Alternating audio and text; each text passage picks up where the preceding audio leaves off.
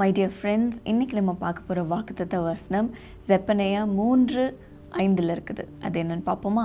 அதற்குள் இருக்கிற கர்த்தர் நீதி உள்ளவர், அவர் அநியாயம் செய்வதில்லை, காலைதோறும் தம்முடைய நியாயத்தை விளங்க பண்ணுகிறார். மை டியர் ஃப்ரெண்ட்ஸ், இன்றைக்கும் நீங்கள் சொல்லலாம், என்னோடய வாழ்க்கையில் நிறைய அநியாயம் போயிட்டுருக்கிற மாதிரி இருக்குது, எனக்கு நியாயம் கிடைக்க மாட்டேங்குது அப்படின்னு நீங்கள் சொல்லிகிட்ருக்கலாம்.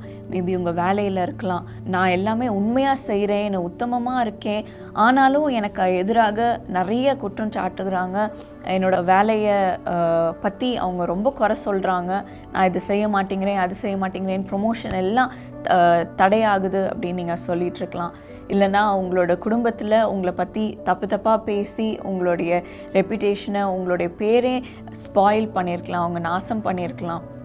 அது மட்டும் இல்லாமல் உங்கள் வாழ்க்கையில் உங்களுக்கு எதிராக தப்பாக கேஸ் போட்டு உங்களுடைய சமாதானத்தை எல்லாத்தையும் கெடுத்துருக்கலாம், அவங்க பேரை கெடுக்கணும் அப்படின்ட்டே அவங்க இந்த முயற்சியெல்லாம் செஞ்சுருக்கலாம். உங்களுக்கு எதிராக வார்த்தைகளை பேசி காரியங்களை செய்து உங்களுடைய பேரை அழிக்கணும் என்று அவங்க முயற்சி செஞ்சுருக்கலாம்.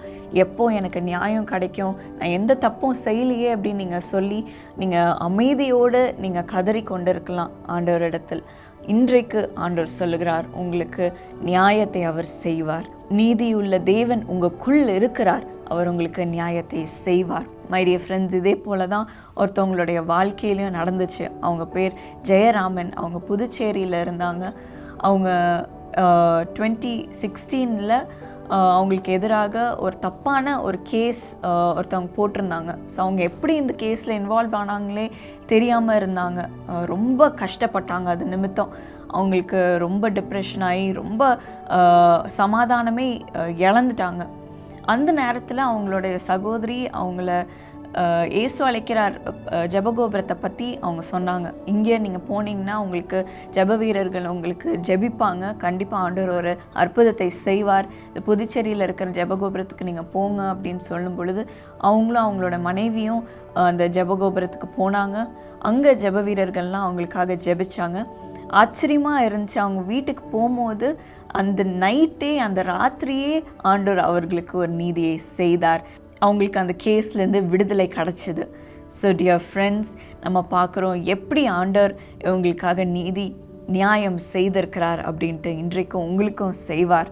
வேதத்துலேயும் நம்ம பார்க்குறோம், லூக்கா 18ஆம் அதிகாரத்தில் ஏசுவாமி ஒரு உவமையை சொல்லுகிறார்.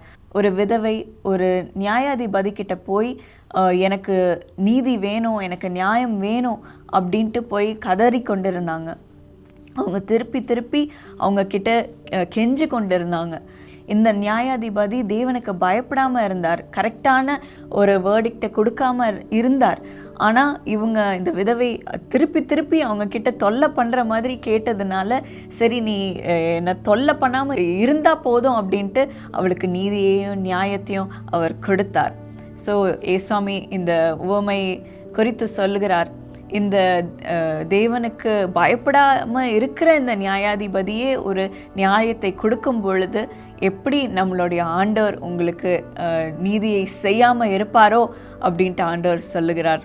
ஸோ இதே போல தான் ஆண்டவர் உங்களுக்கும் சொல்லுகிறார். இன்றைக்கு ஆண்டவர் உங்களுக்கு நியாயத்தை செய்வார். நீங்கள் எத்தனை நாள் காத்து கொண்டு இருப்பீங்க? உங்களோட பேரெல்லாம் அழிந்து போய் இருக்கிற மாதிரி இருக்கலாம்.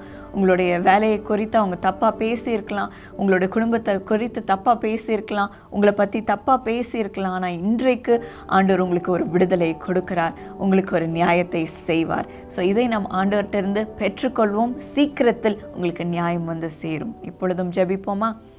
சுவாமி, இந்த ப்ரோக்ராம் பார்க்குற ஒவ்வொருவரையும் ஆசீர்வதியும் சுவாமி.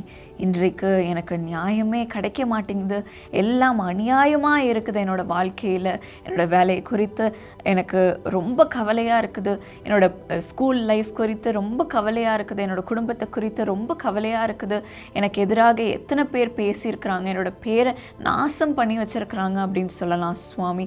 கோர்ட் கேஸ் எனக்கு எதிராக தப்பாக சூட்டப்பட்டிருக்குது அப்படின்னு அவங்க சொல்லிகிட்ருக்கலாம் சுவாமி. ஆனால் இன்றைக்கு நீர் சீக்கிரமாக ஒரு நியாயத்தை செய்யும் சுவாமி. எப்படி அந்த சகோதரருக்கு நீர் சீக்கிரமாக அந்த ராத்திரியே நீர் ஒரு நியாயம் செய்தீரோ, அந்த கேஸ்லேருந்து விடுதலை தந்தீரோ, அதே போல் உங்களுடைய பிள்ளைகளுக்கு தாரும் சுவாமி. ஒரு நியாயத்தை செய்யும் அப்பா, ஒரு விடுதலை தாரும் அப்பா. இந்த நீதியை நீர் தாரும் சுவாமி. நீர் செய்கிறதுக்காக நன்றி, அதை பெற்றுக்கொள்கிறோம். இயேசு நாமத்தில் ஜெபிக்கிறோம். ஆமென். God bless you.